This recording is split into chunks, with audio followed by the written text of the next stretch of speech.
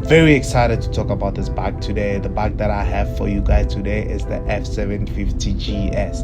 I'm gonna actually quickly give you guys the spec for the bike so that we know what we're talking about. And after that, I'm gonna tell you what I love about the bike myself and what I don't like about the bike itself. Right, the bike itself, it's a water-cooled 4-stroke inline 2-cylinder engine. Right, that's how the bike is.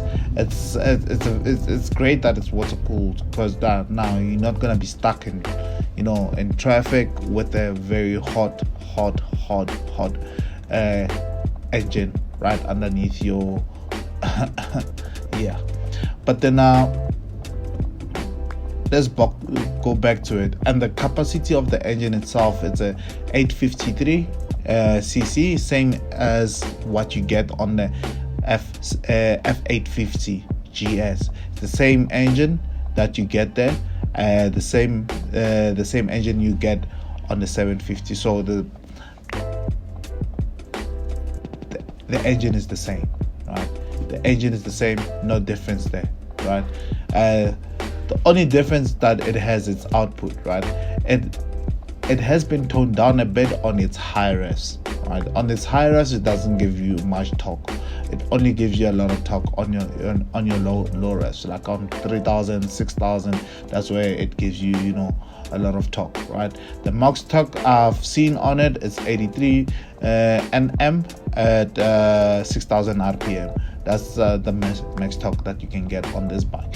But then it really goes. It really goes. It's not a boring bike. It's a very good bike, right? And obviously it comes with electronic injection. And yeah, so that's the bike itself. So when it comes to fuel consumption, the bike itself consumes around 4.2 liters per 100 kilometers. So that's very good. You can go a long way with this bike. And its tank itself is 15 liters, if I'm correct, 15 liters. So you can go for a very long time with this bike. A long way, I mean to say. The max speed on it is 190. The cruising speed, nice speed to cruise at, is around 100 to 120. You can go higher, but then and when it comes to the clearance, the bike itself has a very high clearance, so you don't have to worry about anything scraping the floor or the road or anything like that. The bike itself is great. And one thing I need to actually not forget to talk about is the ABS. The bike itself comes with ABS, and when you put it under enduro mode, the ABS is still there, but then you can always switch it off whenever you want to switch it off, which is great when you're off-road, right? Obviously you don't want the ABS, you want to have fun, right? You don't want anything to be stopping you right there, right? And I forgot to tell you about the reserve tank. The reserve tank is 3.5 liters. So after that 15 liter is finished, you have 3.5 liters that's left within the reserve tank. But then I don't advise you to leave it up to that point, right? The weight of the bike itself, the total weight of the bike itself is 440 kilograms. Right, I don't know what metrics it is on other countries, right? Okay, so that's the bike itself. So it's a great bike.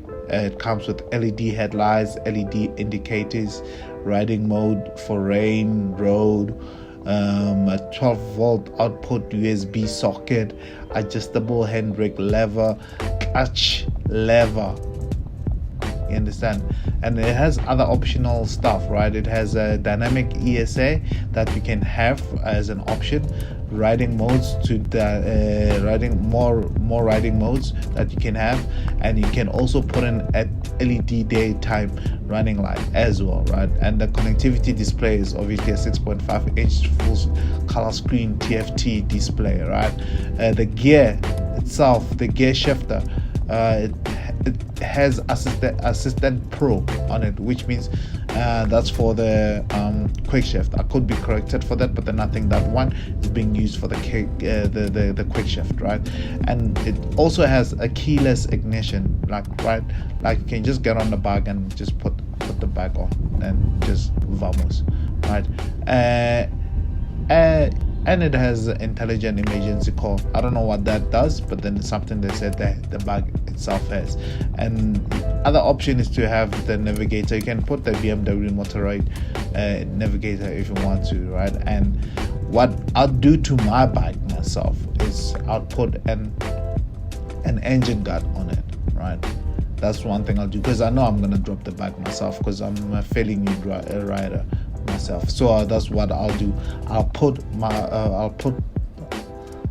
those engine guards everywhere, wherever I can put bars on, and I'll put them to make the bike a lot more safer. Guys, thank you so much for coming through though. I appreciate everyone that was here. I hope you guys like and subscribe, and I'll check you guys on the next one.